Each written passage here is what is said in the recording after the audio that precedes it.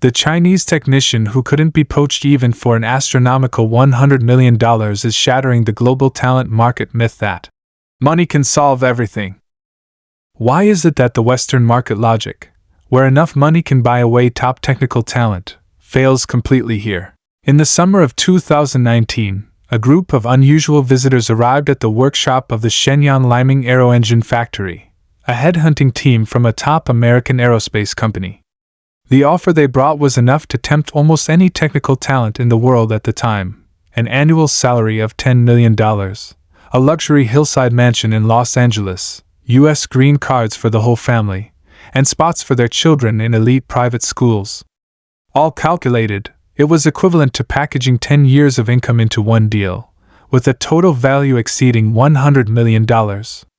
But the person they wanted to recruit was neither a PhD from a prestigious university nor a chief scientist. He was simply an ordinary lathe operator, Jiaguang, a graduate of a vocational school. Even more counterintuitive, Hong refused without a second thought, leaving only one sentence: "Even if you gave me 100 million, I still wouldn't go." Many people's first reaction is to attribute this to patriotism.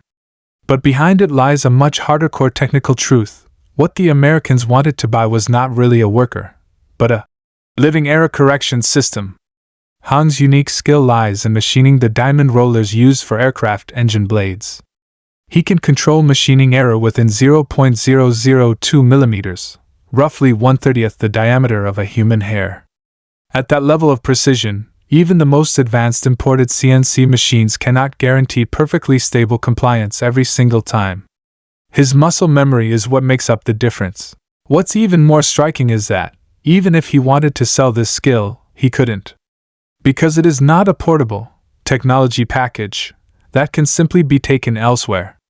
It is an experience-bound capability built up over 25 years, through hundreds of thousands of repetitions on the same domestically made machine tool and the same Chinese specialty steel, accumulated bit by bit. Put him in another factory, give him another machine, and that tactile feel is gone. Today, let's unpack the technical code behind this, as well as China's unique system for cultivating master craftsmen, and see why this story is forcing manufacturing experts around the world to rethink whether our previous understanding of talent and technology was fundamentally flawed. Even now, many people still think technology is nothing more than drawings and software. As long as you pay enough, you can hire the person, copy the technology, and be done with it. But what cognitive science calls tacit knowledge has already punctured that illusion. As early as 1958, the philosopher Michael Polanyi pointed out that a vast amount of human knowledge simply cannot be written into manuals or encoded into programs. It is intuition carved into your bones after doing the same thing hundreds of thousands of times. A 2024 study by the Rochester Institute of Technology found that in elite precision machining, more than 40% of expert skill consists of this kind of tacit knowledge that cannot be clearly verbalized. For example, judging whether vibration is off simply by listening to the machine, or knowing how much to adjust the feed by touching the temperature of the workpiece. Jiaguang's skill works exactly this way. Amid the noise of a running machine, he can detect micron-level vibration deviation by ear, then make manual micro-adjustments to suppress the error to a level the machine itself cannot achieve. But this craft is deeply bound to the aging domestic machine in front of him, and to Chinese-made high-temperature alloy materials. American machine tools are brand new, with entirely different vibration characteristics. Their steel is imported, and subtle differences in hardness are enough to make all of his accumulated experience ineffective. It's like spending 20 years mastering balance on an old bicycle in your hometown. If you switch to a brand new motorcycle, you still have to relearn everything. This actually raises an important question for all of us. In an era obsessed with automation and convinced that AI can replace everything, are we underestimating the unique value of human experience? Factories in the United States and Germany are both struggling with the same problem. Why do the most sophisticated precision components still depend on veteran technicians? That is not backwardness. It is the ultimate boundary of human skill. Of course, individual talent alone is not enough. What's even more interesting is the training system behind it. We all know that Germany's dual vocational education system, where companies and schools train students together through both study and hands-on work, has long been praised as the global gold standard for producing skilled workers. It has indeed created countless qualified technicians. But even Germany now faces a shortage of 200,000 craftspeople, and the manufacturing sector lacks more than 500,000 skilled workers.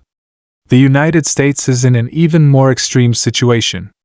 According to data from the U.S. Bureau of Labor Statistics, in 2024 there were more than 600,000 vacant manufacturing jobs in the country, and by 2030 that gap may rise to 2.1 million, with 60% of the shortage caused by the inability to find workers with sufficient skills. Why? Because at its core, the Western system is still market-driven. You work, I pay, the skill belongs to you, and you can take it with you to whichever employer offers a higher salary. China's system is different. It is a long-term, transmission-based system. When young workers first enter a factory, veteran masters personally mentor them, passing down the experience of a lifetime without reservation. This is the traditional master-apprentice model. Then they may have the opportunity to compete in national skills competitions, going head-to-head with the best technicians in the country, and pushing themselves beyond their limits. Finally, their innovations can be named after them, and they can establish their own innovation studios, an honor that money cannot buy. Jiaguang followed exactly this path. He learned from senior heirs, won awards and skills competitions, and eventually built his own studio, leading dozens of people in technical breakthroughs. Of course, we must also acknowledge the limitations of this system. It is difficult to scale, it demands enormous personal commitment, and overall, the income and social status of skilled workers in China still lag far behind Germany's skilled middle class. That too remains an ongoing topic of debate within China. But one thing is undeniable. When it comes to cultivating top-level master craftsmen, this system has taken a completely different path. As Western market-driven systems run into skill bottlenecks, and as everyone struggles with how to retain top talent, might this model, one that binds individual growth with collective inheritance, offer the world a new way of thinking about the global talent crisis. So this is what a true, non-transferable asset looks like. It is not because Jiaguang doesn't love money, nor because he is somehow locked in. It is because his value has long since grown together with this factory, this system, and the manufacturing soil of this country. If you poach him away, it is like uprooting a tree and transplanting it elsewhere. Not only may it fail to survive, it may lose all the value it once had. This is not some simple Chinese victory. It is a new case study worthy of global manufacturing research. We used to assume that technology could be bought and sold, and that talent could always be poached with enough money.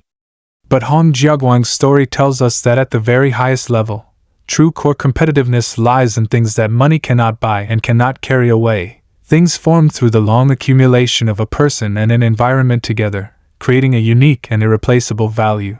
If you're interested in this kind of cross-cultural technology insight, and want to know more about the global questions behind China's technological rise that mainstream Western media doesn't tell you, don't forget to follow me. We'll keep talking next time. Thanks for watching, and see you in the next episode.